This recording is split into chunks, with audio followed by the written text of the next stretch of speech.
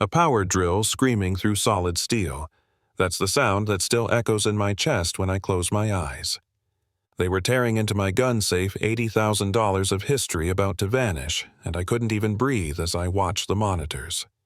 2 men in fake HOA uniforms thought I was gone, thought we'd fled like the other families. Wrong. Anna was still there. My quiet wife, the 3rd-grade teacher who baked cookies on Sundays, was standing in the shadows with a look I had never seen before, cold-focused, almost predatory. And that's when it hit me.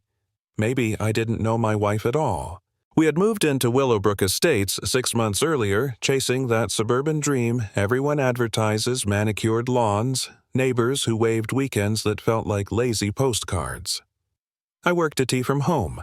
She taught kids how to spell caterpillar, and life was boring in the best way. My one obsession was my grandfather's gun collection. 5 Korean War rifles locked away like treasure in a Browning safe bolted to the foundation. They weren't weapons to me, they were history, the kind of heirlooms that carried the smell of oil and the weight of sacrifice. Anna used to laugh and call it my man cave obsession, and I thought that was the end of it. Turns out she was filing away every detail. Then came Melissa Wright. HOA president businesswoman polished down to her perfect manicure. She swept in with cookies, a smile that could sell ice in Alaska, and a Mercedes with vanity plates that screamed, "Melissa won."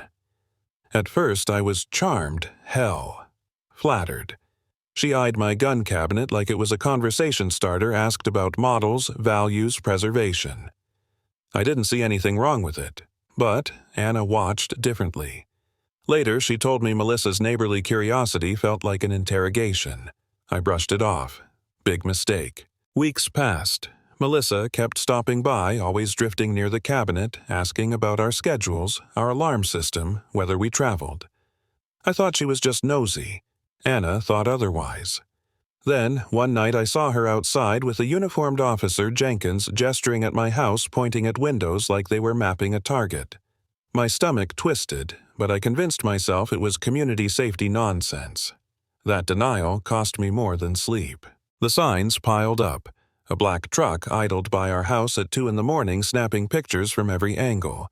Melissa showed up with Jenkins again, peppering us with questions about the safe, the alarm, even our daily comings and goings.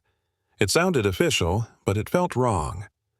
Real cops don't quiz you on when you leave for work or what nights you're away. Real HOA presidents don't bring uniformed officers to your living room. Still, I swallowed it, hoping paranoia wasn't eating me alive. Until the message. 3 a.m. A buzz on my phone. "We know you're researching us.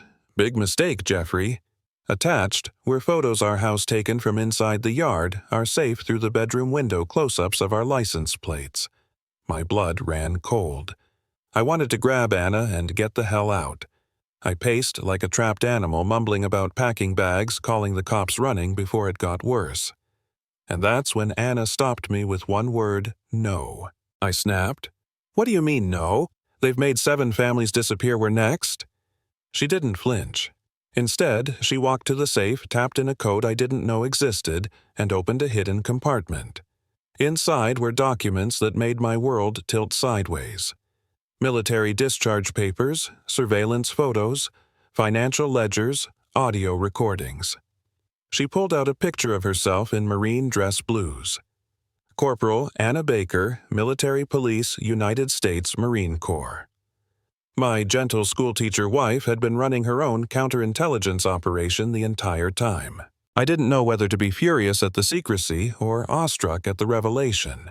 She looked at me with steady eyes. I recognized Melissa's questions in the second week. This isn't the first time I've seen predators like her. I've been building a case quietly, methodically. We're not going anywhere, Jeffrey. We finish this. For the first time since moving in, I realized my wife wasn't just a partner in marriage. She was a weapon. I wish I could say I felt instant courage, but the truth is, I wanted out.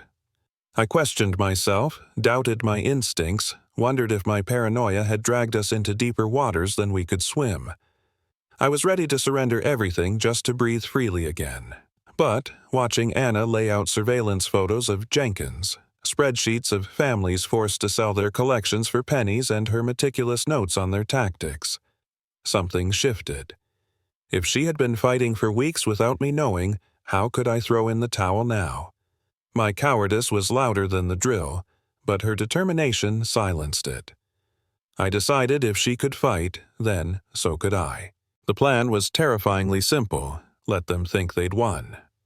Anna called Melissa, voice perfectly measured, pretending to be resigned. "We're ready to cooperate," she said. Melissa purred like a cat getting cream arranging the inspection for that night. That phone call was the bait, and our home became the trap. Anna transformed the house like she was setting up a battlefield, sightlines, cover points, tech systems rerouted. My role, tech support. Redirecting camera angles, creating false audio feeds. Digital illusions to keep the intruders off balance. Civilian IT skills suddenly felt like weapons. Then they came. Midnight, the doorbell chimed like it was mocking us. 6 men entered with Jenkins dressed like a tactical unit carrying gear worth more than my car. They moved with confidence straight to the basement, straight to the safe. The drill screamed again, echoing like a banshee, but Anna didn't move. She waited, crouched in the shadows, patient like a hunter. Through my rerouted feeds, they thought we were hiding upstairs, panicked, vulnerable. In reality, we were everywhere and nowhere, watching them tighten the noose around their own necks. When the safe finally cracked and they touched my grandfather's rifles, Anna stepped forward. "Congratulations, gentlemen," she said, voice calm as a surgeon's. "You've just become the stars of a comprehensive documentary." The room froze. Jenkins spun weapon half raised, but the cameras were already rolling from every angle. Morrison, his so-called deputy, turned white as he realized every action was evidence. Anna laid it out with cold precision, every surveillance shot, every recording, every financial ledger. Their entire enterprise exposed in one basement showdown. Jenkins tried to bluster. "What the hell is happening here?" Anna didn't blink. "You made several mistakes. You assumed suburban targets would fold. You failed to research your enemy. And worst, you targeted a Marine." Then the sirens cut through the night. Real cops this time. Floodlights painted the house, officers swarmed in, and one by one the imposters dropped their weapons. Chains clicked shut around their wrists as Detective Harris thanked Anna with a nod that said everything. "Outstanding work, ma'am. You've handed us a criminal conspiracy on a silver platter." But Melissa, she was too smart to be caught in the basement. By the time her pawns were cuffed, she was already gone, cashing out her accounts and running for the interstate. She even tried a last trick streaming live from one of her salons, twisting the story, calling us dangerous extremists with illegal weapons. For a moment, I felt the floor drop out again. Could she actually flip the narrative, make us the villains? But Anna had anticipated even that. She streamed her own evidence, simultaneously videos of the break-in audio of Melissa's orders client lists with military families highlighted in yellow. The truth bled across the screen, drowning Melissa's lies. The comment section turned on her in real time. "She's the criminal. Call the feds." Within minutes, her perfect facade shattered. The image burned in my mind isn't the drill or the rifles, it's Melissa handcuffed on a live stream, her reputation imploding in front of thousands. That was the end of her reign the moment the HOA predator learned that some helpless neighbors bite back harder than she ever imagined. And if there's one lesson I took from all of this, it's simple: never underestimate the quiet ones.